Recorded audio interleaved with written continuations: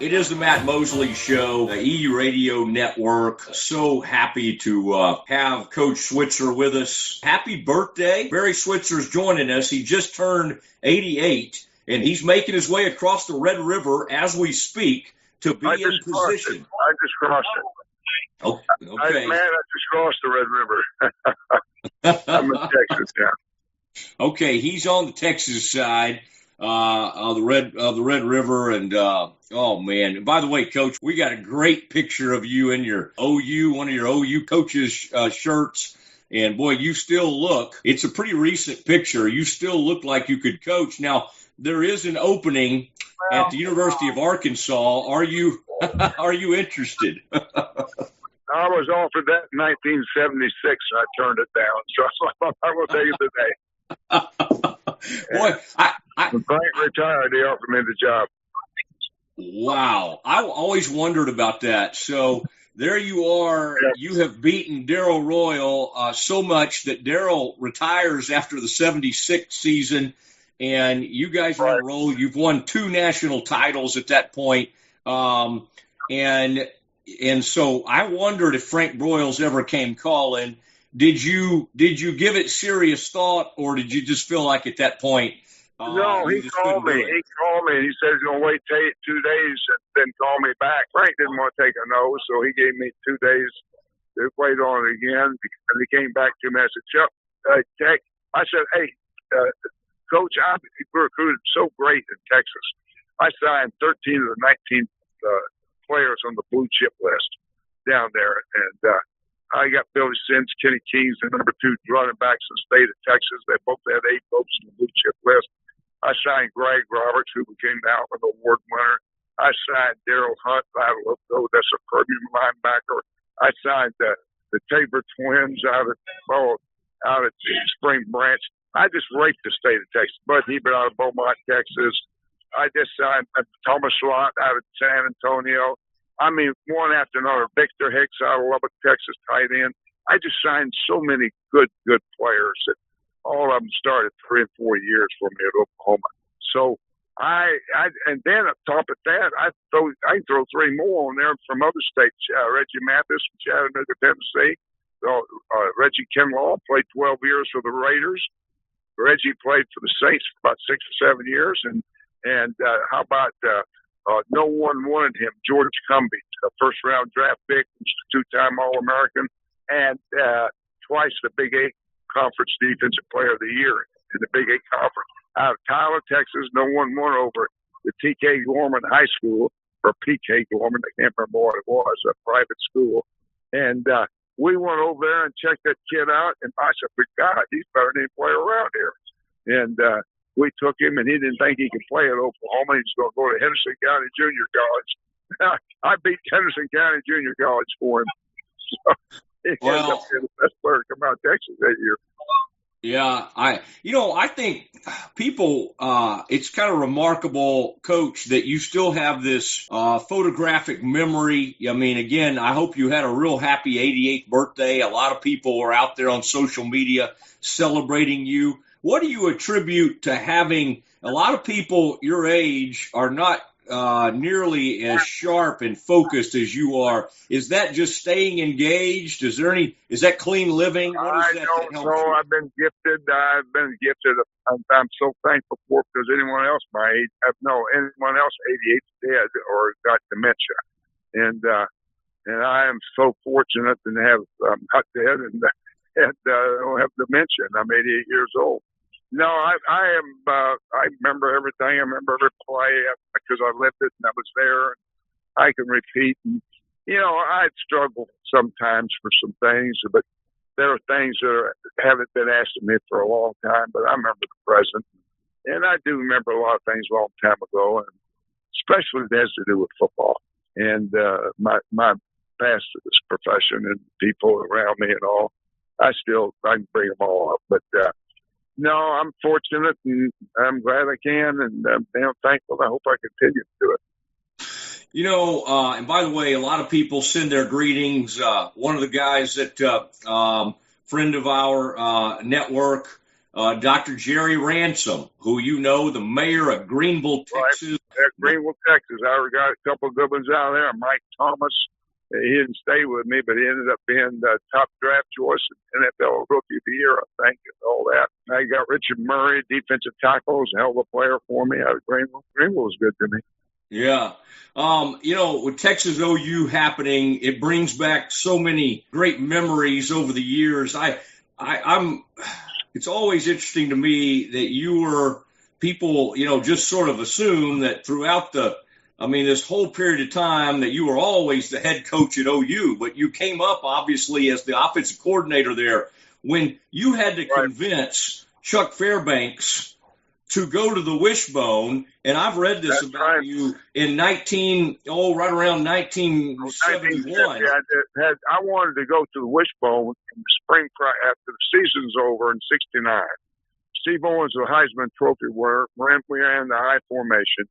He won the Heisman. He was a senior, and I told Chuck, we need to change our offense now. We've got some speed backs, and I think we got a quarterback. Milton can run this damn football option game. It'd be perfect for him.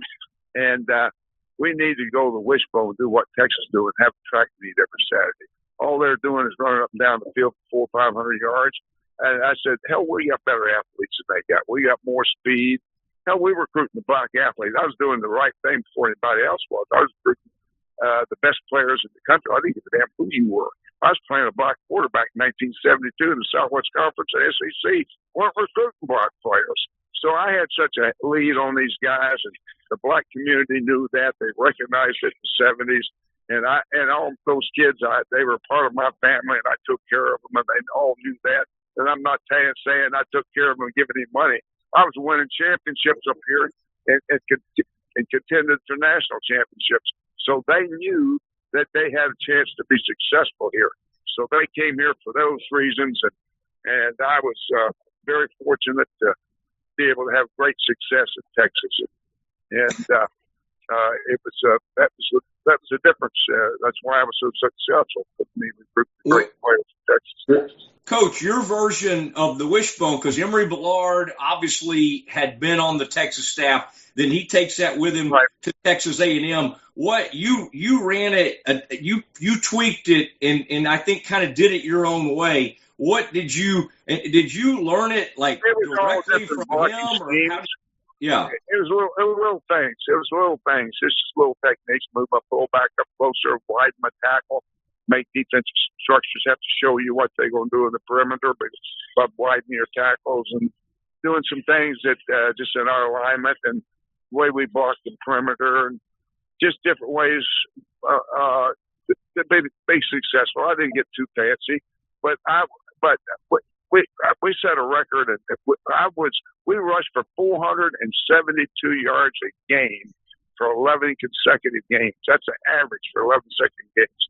We had several 700-yard game rush. It was a track meet. I mean, I played Missouri one day. They came down here with a new coaching staff out of the post, Woody Woodhouse or something. What was his name from Missouri? Woody. Anyway, he came down here, great guy, brought his coaching staff from the pros. They lined up against us, and I said, "Oh my God, they don't know what's fixing to happen to them." Because you can look at how they play the perimeter, and you know what's going to happen. And they don't know how to line up against you and do the right things. They're in trouble. And we had 11 possessions. We scored all 11 possessions and beat them 77-0. And it's just because they had no idea what was going to happen to them. And that's why we played. I could take that same offense today and go out and play these teams today that throw the ball all over the field, this spread, all what they're doing. And you know what's going to happen? They're going to have about 6 players on that defense sitting their ass on the bench. And you know what? They're going to have to put about 6 other players out to play against us. Because they're going to have players that are physical, want to tackle, come up, take all blocks. And I don't think these other guys are starting for them. All they're out there is do play coverage and pass defense. Because that's what the game is today. And Willies and Sam's, the outside linebackers, that's what they're out doing. They're space players too. So it'd be a different thing. I'd have a track meet against these guys today. If I got the players I wanted, then I think I could. I could get to all the great little option quarterbacks. No one's recruiting those guys. I could get a bunch of those guys. I get speed backs. There's a lot of backs out there for run, and so it's and I get to reject offensive linemen because everybody wants the big guys in pass block. I don't want those guys. I want the 6'4", 290s that come off the ball, 4-4 stance, and are quicker than hell and block. Those are the guys that are being rejected. Those are the guys I wanted and played with. So I would get who I wanted offensively and put all my money on defense. There's so many great recruiting stories, and I want to talk Texas OU, though. But a part of the Texas OU lore is the Boz, and your relationship with the Boz starts when he's at Irving MacArthur. By the way, I used to see the Boz's dad back in the day. I'd go to high school practices, right, and I would see was it Foster? I'd see him around for years. I would run into Foster, some folks. But now the Boz, you went into Irving MacArthur High School, and as I remember it, you showed up one day wearing a mink coat. Do you remember that story? It wasn't mink. It was a beaver. It was a beaver fur coat, and they always embellish things, and they want to. It wasn't mink. I did have a long mink coat that I wore at the Heisman Trophy when Billy Sims got the Heisman. But I was when I went into the bars in the cafeteria, I was wearing a fur coat. I mean, a fur coat that was beaver. And it's damn nice looking. I still got it today. And it never gets cold enough for me to wear it. I bet that got I got a coyote too. I got a full length coyote coat. So it's pretty neat. What are you guys laughing about? You got one, you'd like it if you had it. I would have the coyote coat for sure. Was the Boz, was he sold on you pretty quickly, or did you have to fight? Yeah, I think he had some family in Oklahoma, and he came on a trip, and we put it on him, and he loved it. He liked us right away, and we got him, and of course he was a great, great football player. All you got to do is go look at film of him, and when he's in college, God almighty, was he a player. He destroyed Texas one day. He was in their backfield more than the fullback was. he was back on top of them and destroying everything there in the Cotton Bowl. But he was a truly great player and competitor. One of your friends Stacy Landers was reminding me of something that happened in '76, and said that, boy, you won some big. I'm sure you lost a couple too, but y'all were you and the University of Texas were fighting it out over some players back in the day, right? And I think somehow you ended up hanging out in a pool hall in Clarendon, Texas. Now that would have been West Texas out there on the. I think that's where Clarendon is. Kenny King. I was at Kenny King when he was the number one player in the state of those Sims. They were the number one backs. I got them both, but Kenny King was a top back. A&M really won him. They were there, the ones that I was worried about more than anyone. But I put him in a motel. And there's one of those little cheap motels, him and his girlfriend in a room. And I got the room right beside him. And it's one of those motels that the damn door opened out. It didn't open in. And I took my car and drove my car up and put it right against the door where they couldn't come out. Now, they had a window. If it got on fire, they could knock the window out and got out of the thing in front of it. But I put it up there, and if they opened the window and tried to get out, or A&M tried to get in, I could hear it.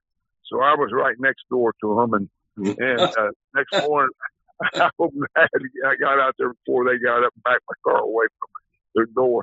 But anyway, I signed him at 8 o'clock that morning, and I was worried about Billy Sims and Kenny committing to me, both. And one of them asked me this back when the head coach could sign players at 8 o'clock in the morning.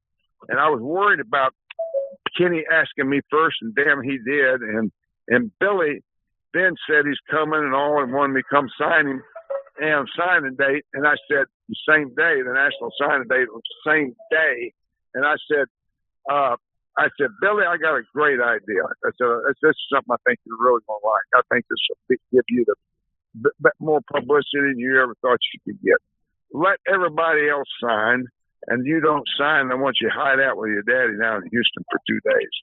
And what's going to happen when the smoke clears, everybody going to look around and say, where'd Billy go? Where'd Billy go? And that next thing you know, they go, where is Billy? And they start looking for you. And all of a sudden you show up in Hooks, Texas and stadium, and I'll have a stadium full and all the press and media there and give you all the attention. So you get all the press in. And well, Billy smiled and looked at me and said, Coach, that's a hell of an idea. I said, good, I'm glad you like it. Let's do it. So I signed all these other great players that year I was signing in Texas. Then I knew I had Billy hit out, and I was talking to him on the phone often. And sure enough, he comes to Hooks on 2 days after signing date, signs with the University of Oklahoma. Heisman Trophy winner. Great player. First player taken in the draft. Yeah, between he and Little Joe and, I mean, the entire. Oh, my God. I had so many great backs. Yeah, I had Elvis Peacock first. All the guys. David Overstreet, first round. Elvis Peacock, first round.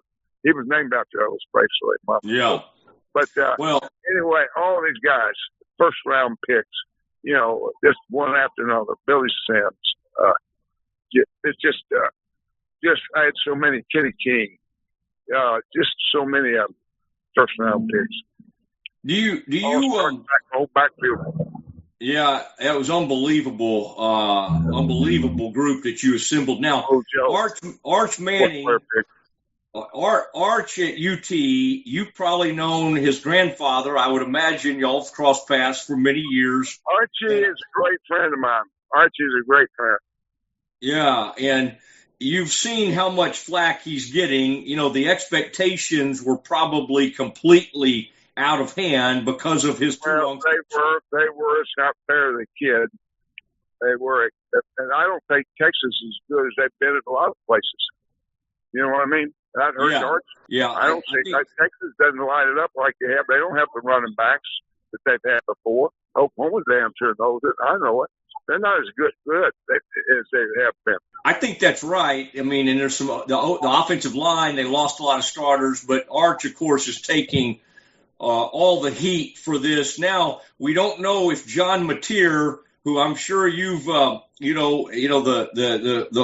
Oklahoma Sooner Nation has fallen in love with John Mateer for good reason. He looks like a really good quarterback, and we don't know if he's going to play or his backup's going to play. How do you see this playing out? Because for whatever reason, UT is favored despite OU being unbeaten. Well, I don't, people think he might play Saturday. I don't know. I don't go to practice. I asked someone, is he going to play? And they said, no, I don't know. Oh, hell, I don't know. He might go out there and warm up and play. I have no idea. But he will help us, and he gives us a chance, but it's a toss-up. I saw us play Kent State. We had no drive because to sustain drive, the length of the field, 2 or 3 70-yard drives to score. Hell no, we didn't. We scored by field position. We got great field position in that ball game. We scored with some damn field goals early. We couldn't put it in the end zone, and that concerned me. And I'm telling you, I knew it was a toss-up then, right then. Even without Mateer playing, or with him playing, I thought it was going to be a toss-up. Well, and great to have Coach Barry Switzer here on the EU Radio Network. Where are you all located, man? We are all over, man. We have stations in Arkansas, Louisiana, and Texas on ESPN and Fox. You cover the Carthage, Texas. You cover Carthage, Texas. Yeah, we got Carthage. Yeah. Okay, the reason why I want to tell you, Surratt out there, Coach Surratt, has won 10 championships, state championships. His wife is my cousin. Wow. Her name is Summer Switzer Surratt. And that quarterback they got, Jeff Surratt, he's obviously my cousin, distant cousin too. And their daughter went to OU, graduated OU. But I just want everybody to know she's a Switzer, and maybe she's rubbed off on him, and that's why his ass is kicking everybody's ass out there at Carthage. Well, he's incredible, and they got a running back that's headed to Texas A&M, although LSU's still working him over pretty hard. I know it. We got a player for them. We got that kid, the linebacker up here from from Carthage too. Started for OU, started as a sophomore. So, yeah.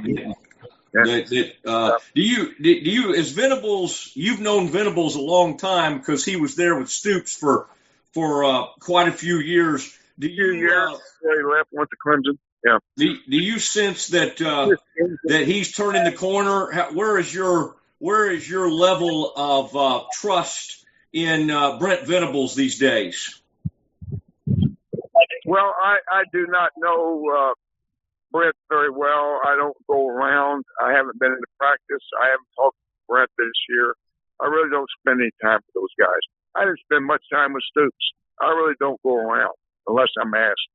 So I stay away from there. I live on the campus. I live a half a mile from the stadium, the athletic department, and I just in the fields and all. I very seldom ever see those guys.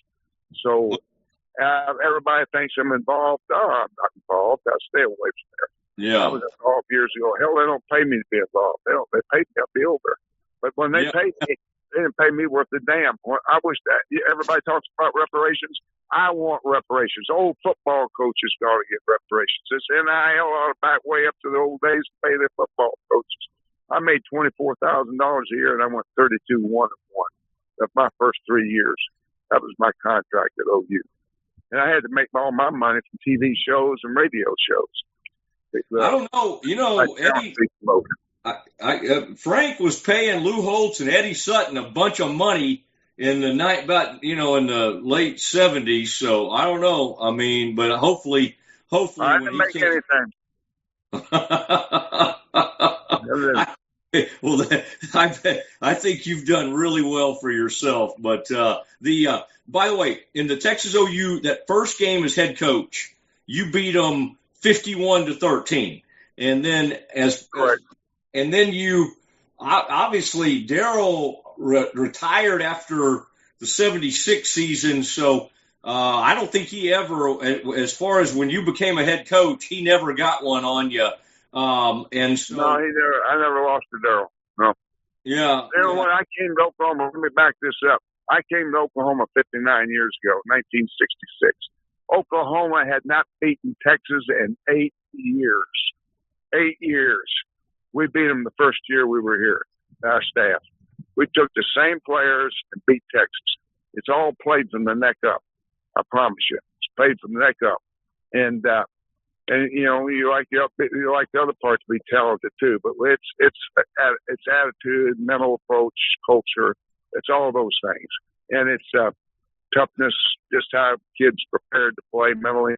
And we went down and beat Texas. And the next year, the only game we lost was at Texas, and we went 10-0 and beat Tennessee in the Orange Bowl, ended up number 2 in the country after our second year at Oklahoma. So we took the same players, and we got a lot done.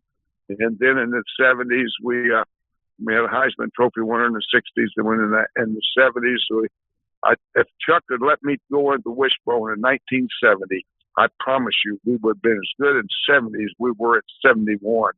Because in 71, we played in Nebraska in the game of the century, both undefeated, ranked 1 and 2 in Norman, Oklahoma. And we would have been special in 70 as we were in 71. What they were trying to fire Chuck. I remember those I remember reading about those bumper stickers. Yeah, these bumper stickers that would say Chuck. And then when I saw that, I got the patent on Berry. So I wasn't going to let them have that bumper sticker. Yeah, well, now the one that makes you the maddest, and I hate and this last thing I'll bring up, but by the way, I was really good friends with Larry Lacewell, and I can't talk to you without thinking about Larry. That was when he was over at Kilgore, huh? Well, when Larry was with the Cowboys, and I was covering the Cowboys as a young reporter. Player personnel. Yeah, he and I, and he would get mad at me because what Larry would do is give you a great quote, and then he'd call you back and say, "I don't want you to print that." And I'd be like, "Larry, you gave."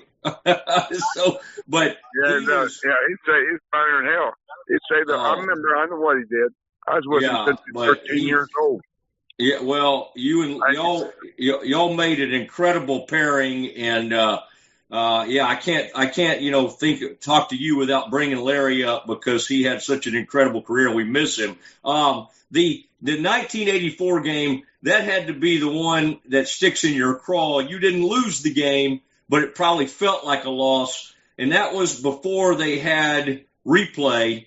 And that's the one Stansbury for y'all. It's a wet game. That's right. With an interception, slid out of bounds, wasn't called an interception. And also, there was a fumble 2 plays before Tony Casillas covered the fumble, and they didn't give it to us. So now the 2 plays in a row that would have been overturned, and we've been down the ball, and the game's over, and we won the game.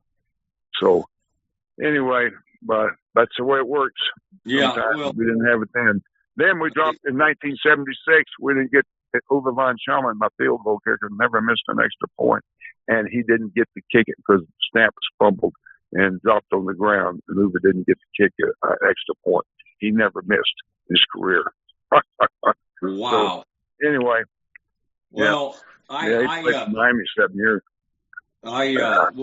Listen, this is fun. And by the way, I love that when you had Mac, who was your, people don't always remember, Mac was your offensive coordinator many moons ago, Mac Brown, before he started, became a head coach at other places. But I love that what you told him about Troy Aikman sending you a message after the big reset. You were great in that documentary, by the way. I love. Well, thank you. Thank you. But the way had a beard on. Yeah, it sounded like that you and Troy, and you recruited Troy to Oklahoma in the 80s. Right. Everybody knows that. But that because of something, that y'all had a falling out, and it seems like we didn't have a falling out. He wanted me. No, it wasn't a falling out. Troy wanted me to coach like Jimmy. Hey, everybody coaches different. I don't coach like Halo Hope. Coach like Switzer. I had Jimmy Johnson 4 years with me in Oklahoma. I'm not going to coach like him. I coach with a positive attitude. I reinforcement. I didn't yell and scream at kids and holler at kids. I'm going to run your ass off. I didn't do that. That don't motivate kids. You pat them on the ass and tell them they did a good job. When they don't do a good job, you pull them aside and give them constructive criticism. Mm-hmm. That's the way I've always coached the game, from a positive point. I'd rather have a coach. When coaches told me, Switzer, boy, it's a hell of a play, the hell job. You think I don't bust my ass the next play? I bust my ass. And if you did poorly, you tell them after practice. You don't ever eat your ass. You don't ever eat your ass after halftime, and you don't ever eat your ass out on the football field. Okay? Well, yeah. Most of it's for show. Most of it's for being on show. Yeah. You got cameras around for you to show them doing them. What did Troy say that in that message though? I thought that was really neat. All the neat things. It brings back a lot of emotions. I don't want to talk about it, but I said I love coaching. That's neat. That's great. I think people will love to hear that. That Troy, sometimes things make you think back over the years. He told me that before. Troy and I got a great relationship. Yeah. We're digging up old times, old emotions. Kids say things on the sidelines of games they really don't mean. They yell and shit. Well, And it's just I hear Michael. I heard Michael Irvin eat Troy's ass out on the sidelines about him. Some of the things he said. But that it's just. That's just between us and the gang, back then. Yeah. Well, I thought that they tried to make you all look like Western people, and you were the only one that looked like there was something about your face in that documentary. You looked like you had a true cowboy look to you. I'm not sure. I had a beard on. I wore a beard. I didn't even know I had a beard that day. I forgot about that. That shocked me. I've got a beard. Well, you look great for 88. I've never seen an 88-year-old look like you do. So you keep doing whatever you're doing, and we love talking to you. And so I tell you what, we talk any longer, I'm gonna send you a damn invoice because I got so many radio shows have already called me. I've gone past the time to talk to them. Anyway, they'll call me again. Hey, send me the invoice. We do. Yeah. You should have to pay for information like this. I totally agree with you. Hey, have a safe trip. You sound great. We'll talk to you soon, Coach. Thank you, Coach. There he goes, Barry Switzer. Rebroadcast of the Matt Mosley Show is strictly prohibited without the written consent of E-Radio Network, Arkansas, Texas, and Louisiana. If you need a weekend escape and golf is your passion, come discover a golfer's paradise at Diamante Country Club in Hot Springs Village, Arkansas. The manicured fairways and greens at Diamante Country Club are rated by Golf Digest as one of the top golf courses in Arkansas and the nation. Hidden away in the beautiful scenic mountains of Arkansas, Diamante Country Club is a perfect weekend getaway and a future dream home location. Hot Springs Village is a secure, 24/7 gated community with 9 golf courses within minutes of each other. And Hot Springs Village has 11 different lakes to enjoy boating and swimming. With 15 tennis courts and over 30 miles of trails, Hot Springs Village offers numerous activities and fun for the entire family. For a simple burger at the clubhouse or elegant dining in the evening, Diamante Country Club has it all. If you're ready to discover a golfer's paradise and a new family adventure, call 501-922-1114 and experience the Discovery Package at Diamante Country Club.